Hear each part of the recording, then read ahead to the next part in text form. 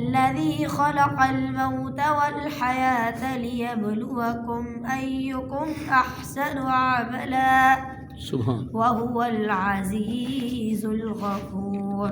الذي خلق 7 سماوات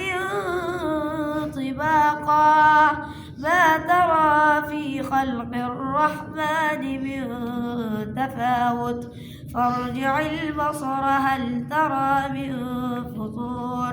ثم ارجع البصر كرتين ينقلب إليك البصر خاسئا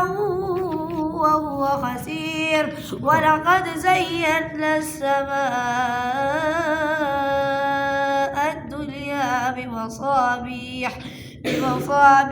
وجعلناها رجوما للشياطين وأعتدنا لهم عذاب السعير وللذين كفروا بربهم عذاب جهنم وبئس المصير إذا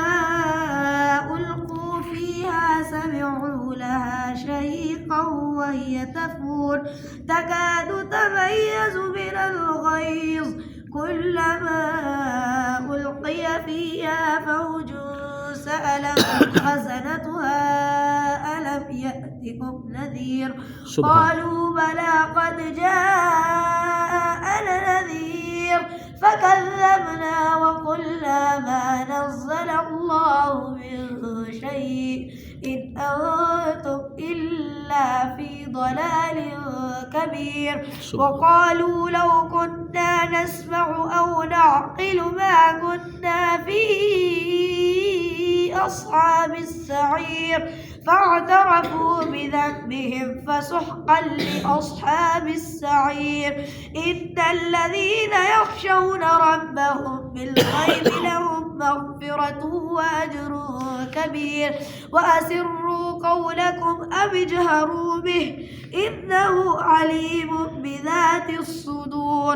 ألا يعلم من خلق وهو اللطيف الخبير هو الذي جعل لكم الأرض ذلولا فامشوا في مناكبها وكلوا من رزقه وإليه النشور أأمنتم من في السماء أن يخسف بكم الأرض فإذا هي تمور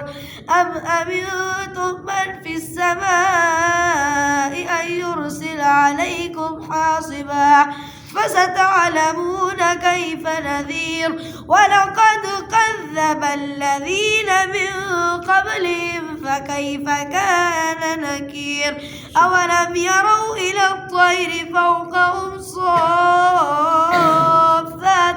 ويقبضن ما يمسكهن إلا الرحمن إنه بكل شيء بصير أمن هذا الذي هو جند لكم ينصركم من دون الرحمن إن الكافرون إلا في غرور أمن هذا الذي يرزقكم إن أمسك رزقه بل لجوا في عتب ونفور أفمن يمشي مكبا على وجهه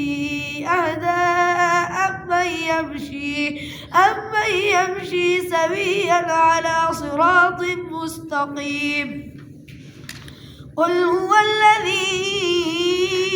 أنشأكم وجعل لكم السمع والأبصار والأفئدة قليلا ما تشكرون قل هو الذي ذرأكم في الأرض وإليه تحشرون ويقولون متى هذا الوعد إن كنتم صادقين قل إنما العلم عند الله وإنما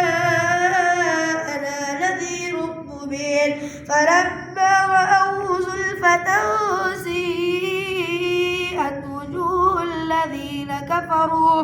وجوه الذين كفروا وقيل هذا الذي كنتم به تدعون قل أرأيتم إن أهلكني الله ومن معي أو رحمنا فمن يجير الكافرين من عذاب أليم قل هو الرحمن آمنا فستعلمون من هو في ضلال مبين قل أرأيتم إن أصبح ماؤكم غورا فمن يأتيكم بماء معين صدق الله العظيم. सुभान अल्लाह, माशाल्लाह जी बेटा जी, वाह वाह, आयत नंबर जबरदस्त। 5